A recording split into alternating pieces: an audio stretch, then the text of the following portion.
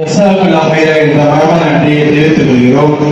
அடுத்தபடியாக இயேசு டெக்னீசியனிலிருந்து எஸ் முகமது ரிலா அவர்கள் தீனியாத் பாடம் மூலமாக மாறிய வாழ்க்கை அனுபவத்தை பற்றி உங்கள் முன் சிறிது நேரம் உரையாற்றுவோம். அனைவருக்கும் என் முதல் சலாத்தை தெரிந்து கொண்டு என்னுடைய ஆரம்பிக்கின்றேன். அஸ்ஸலாமு அலைக்கும் ரஹ்மத்துல்லாஹி தஆலா வபரகாத்துஹு. என் பேர் முகமது ரிலா. என் ஊர் வந்து நம்பூதாறு தான். இங்கே உட்காந்துருக்க சேனாபின் ஹாஜியாருடைய பேரன் தான் நான்.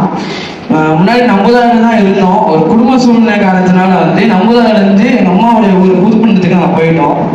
போன பிறகு வந்து அங்கே வந்து மதசாலை வந்து மத்த பாடம் படிச்சுக்கிட்டு இருந்தேன். அங்கே இருக்கும்போது நல்லா தான் 5 வருஷம் தொழிக்கிட்டு இருந்தேன். அதுக்கப்புறம் வந்து கொரோனா வந்துச்சு. கொரோனா காலத்தில் எல்லாத்துக்கும் தெரியும், கொரோனாவில் வந்து யாரும் தொழுவ முடியல. சில பேர் வந்து வீட்டில் வந்து தொழுவுனாங்க. ஆனால் எங்கள் வீட்டில் அப்படி தொழுவ முடியல. தொழுவாம 2 வருஷம் அப்படியே ஓடி நினச்சி பொடுப்போக்கா ஓடிச்சு. பசங்க கூட வந்து அந்த நேரத்தில் வந்து கேம் ஆடிக்கிட்டு இருந்தேன். செல்ஃபோனில் கேம் ஆடிக்கிட்டு விளையாடிக்கிட்டு தெரிஞ்சுக்கிட்டு இருந்தேன் பசங்க கூட. அப்படி இருக்கும்போது தான் கொரோனா முடிஞ்சிச்சு. கொரோனா முடிஞ்சு 9th போனதுக்கப்புறம் 9th அதே மாதிரி தான் பண்ணிக்கிட்டு இருந்தேன். கேம் ஆடிக்கிட்டு பசங்க கூட வந்து சுற்றிக்கிட்டு இருந்தேன். படிக்கவும் இல்லை. 9th ஆல் பாஸ்னால வந்து அப்படியே கூப்பிட்டு போயிட்டாங்க 10th போனதுக்கப்புறம் ஏதோ 10th வேற பாஸ் ஆகவே ஆகணும், என்ன பண்ணுறதுன்னு தெரியல. சரி இந்த கேமை விட்டுருவோம் அப்படின்னு நினச்சா அந்த கேமை விட முடியல. இவ்வளோ வந்ததுக்கப்புறம் எப்போ விடுறது இந்த கேமை அப்படின்னு நினச்சிக்கிட்டு இருந்தேன். அதுக்கப்புறம் சரி எல்லா டிகிரியும் எப்படியும் 10th பாஸ் ஆகிட்டேன். 10th பாஸ் ஆகப்புறம் எங்கள் அம்மா சொன்னாங்க, என்ன இப்படியே சுற்றிக்கிட்டு இருக்க, கேம் ஆடிக்கிட்டு சுற்றிக்கிட்டு இருக்கிய, இன்னும் தொழுவும் தெரியல, வெறும் 1 வேலைக்கு போகிற 2 வேலைக்கு போகிற, அதுவும் தொழுவும் மாட்டிக்கிறியா, என்ன பண்ணிக்கிட்டு இருக்கா, நீ எவ்வளோ பெரிய ஹாஜியாருடைய பேரை, உங்கள் பெரியவாப்பா எவ்வளோ பெரிய ஆளு, உங்கள் சின்னவாப்பா எவ்வளோ பெரிய ஆளு, நீ வந்து எப்படி சுற்றிக்கிட்டு இருக்கியா அப்படின்னு கேட்டாங்க எங்கள் அம்மா. அதுக்கு சொன்ன என்னம்மா செய்யறது, எனக்கு அந்த இஸ்லாத்தை பற்றி ஒன்றும் தெரியல, மார்க்கத்தை பற்றி ஒன்றுமே தெரியல, அதனால இப்படி சுற்றிக்கிட்டு இருக்கம்மா அப்படின்னு சொன்னேன். அதுக்கப்புறமா சொன்னாங்க, இல்லை முத்தா வந்து ஒரு இது ஸ்கூல் ஓப்பன் பண்றாங்க, அகமதாசியா தொழில் கல்வின்னு. அந்த ஸ்கூலுக்கு போய் நீ வந்து படிச்சு உனக்கு இஸ்லாத்தை பத்தியும் கொஞ்சம் தொழில் கல்வியை கத்துக்கிட்டு நீ கொஞ்சம் வந்து சம்பாதிச்சு கொடு எனக்கு அப்படின்னு கேட்டாங்க அம்மா.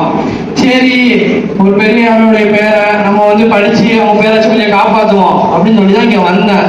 இங்க வந்ததுக்கப்புறம் ஒரு கடமைக்காக வந்துட்டு போயிடுவோம் அப்படின்னு நினைச்சுட்டு இருக்கும் போதுதான் இங்க தீனியாத்துன்னு சொல்லிட்டு இருந்தாங்க. சரி தீனியாத்தான் என்ன சும்மா ஒரு குருவானவ சொல்லுவாங்க, சும்மா வச்சு கடமைக்கு சொல்லி தருவாங்க அப்படின்னு நினைச்சிட்டு இருந்தேன். இங்க வந்ததுக்கு அப்புறம் தான் தெரியுது தீனியாத்துனா அது என்னென்ன தெரியாம நீங்க இருக்காதீங்க. தீனியாத்துனா வந்து அது நம்ம ஈமானுக்கும் இஸ்லாத்துக்கும் தேவையானது, அதை பத்தி என்னென்ன தெரியாம இருக்காதுன்னு சொல்லி அதை அடிப்படையா ஒரு 6 விஷயத்த வச்சு இங்க வந்து சொல்லி தந்தாங்க. அதுல ஒண்ணு வந்து குர்ஆன் பயிற்சி வந்து முழுசா சொல்லி தந்தாங்க. இப்போ வந்து ஒரு பையனுக்கு அலிபாட்டை மட்டும் தான் தெரியும், குர்ஆன் ஓத தெரியாதுன்னா அந்த பையங்களை கூப்பிட்டு அந்த பையனுக்கு தனியா ஒரு கிளாஸ் நடத்தி குர்ஆன் எப்படி ஓதுறது, அதுல என்னென்ன தடிவு சட்டம் இருக்கு அப்படின்னு எல்லாத்தையும் சொல்லி கொடுத்து அந்த பசங்களை வந்து அதுலயும் தேர்ந்தாங்க. அதுக்கப்புறம் வந்து 2வது வந்து சூறா வரணும். எனக்கு சூறா வந்து எனக்கு அவ்வளோக்கா தெரியாது, ஒரு 2-3 தான் தெரியும். அந்த சூறா வச்சுதான் நான் தொழில தான் ஓதிக்கிட்டு சுற்றிக்கிட்டு இருந்தேன். இங்கே வந்ததுக்கப்புறம் தான் ஒரு 20 சூறா இல்லாட்டி அதுக்கு மேலே பார்த்தா ஒரு ஜூஸ் அந்த மாதிரி சொல்லி கொடுத்து அந்த சூறா மனப்பாடம் செய்ய வச்சாங்க.